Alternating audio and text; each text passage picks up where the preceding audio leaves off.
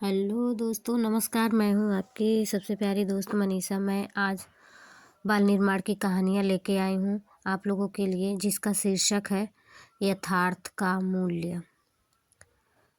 दोस्तों, सबसे पहले तो मैं अपने इस अक्षित एंड ब्लॉग चैनल में आप सबका बहुत बहुत स्वागत करती हूँ।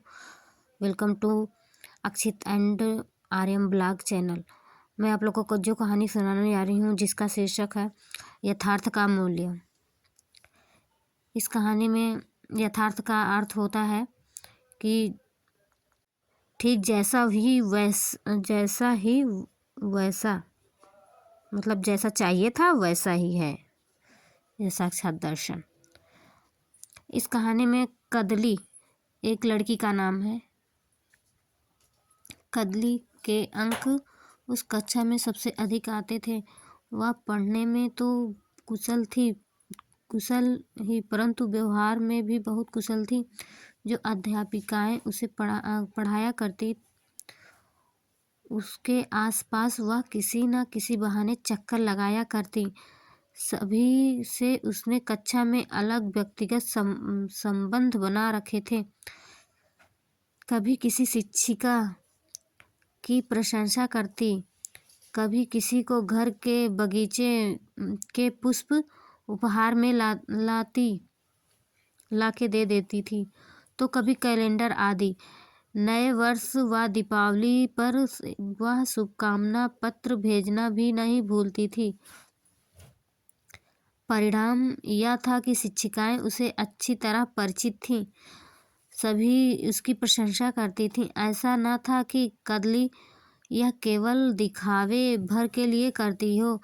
उसके मन में भी शिक्षिकाओं के प्रति आदर और श्रद्धा थी।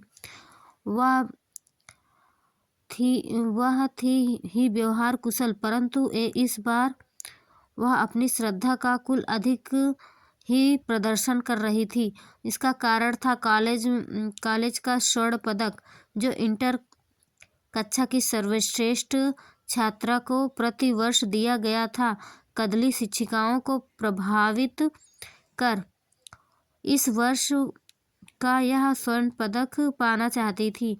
जो छात्र खेलकूद, पढ़ाई, सांस्कृतिक कार्यक्रम, भाषण, अनुशासन आदि सभी गतिविधियों में श्रेष्ठ होती, उसे ही यह पदक दिया जाना था। परंतु कदली जानती थी कि निर्णायिकाएं शिक्षिकाएं ही हैं।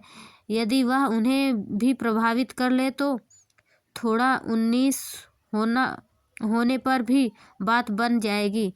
कदली की प्रतिद्वंदी छात्र भी अचला थी।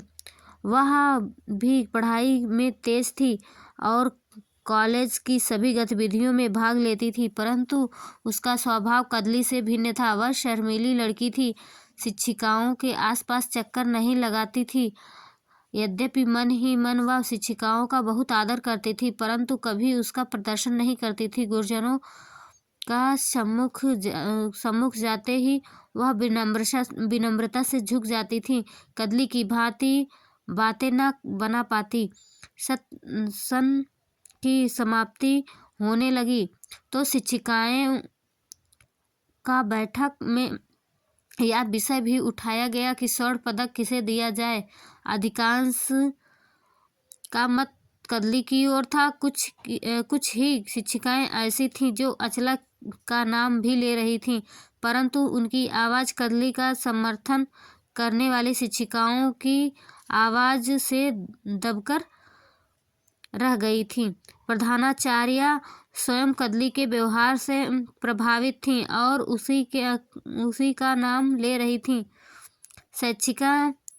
शैक्षिक तथा अन्य गतिविधियों के विवरण देखकर छात्रा के नाम को अंतिम रूप में स्वीकार किया गया था। कदली और अचला दोनों के समस्त कार्यों और योग्यताओं के विवरण आचार्य के कार्यालय में पहुँचे।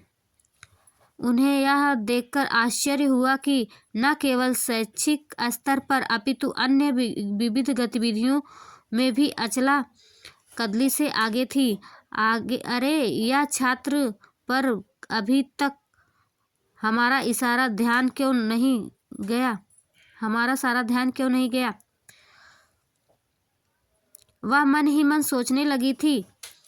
उन्हें ध्यान आया कि 2 वर्ष पूर्व ही इस छात्रा ने दूसरे कॉलेज से आकर प्रवेश लिया है। एक सीधी, संकोची, कम बोलने वाली छात्रा का प्रतिबिंब उसके सामने आ गया। कदली उस विद्यालय में प्रारंभ से ही पढ़ी थी। वह भी प्रतिभाशाली थी, अतएव उसकी ओर ममत्व होना स्वाभाविक ही था। कदली ही इस पदक के योग्य है, प्रधानाचार्य ने स्वयं से कहा। फिर वे दूसरे कार्य में लग गए।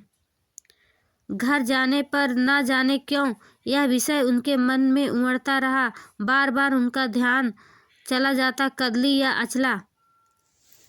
शाम को जब वह अपने बगीचे में बैठी थी तो आश्वस्त होकर फिर सोचने लगी।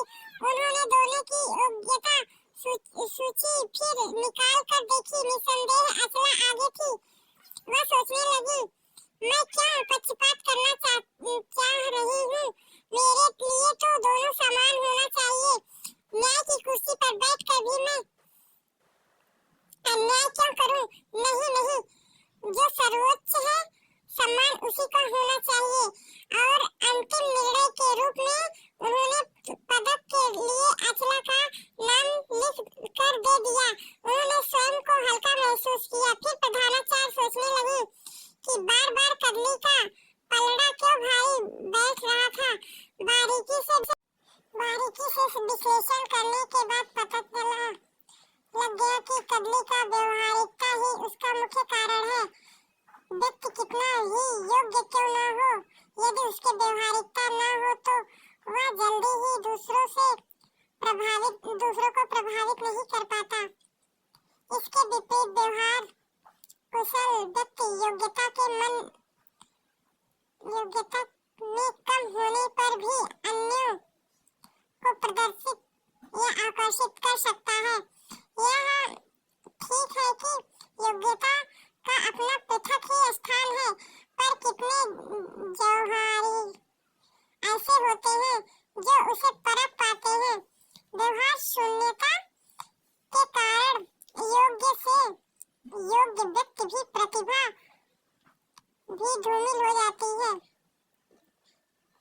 स्वर्ण पदक अचला को ही दिया गया, पर साथ ही जीवन के व्यवहार कुशल बनने के लिए निर्देश भी दिए गए। आशा है आप लोगों को ये कहानी बहुत ही पसंद आई होगी। धन्यवाद हमारे इस वीडियो में लास्ट तक बने रहने के लिए। आप लोग हमारे इस चैनल को लाइक, शेयर, सब्सक्राइब करिए। धन्यवाद।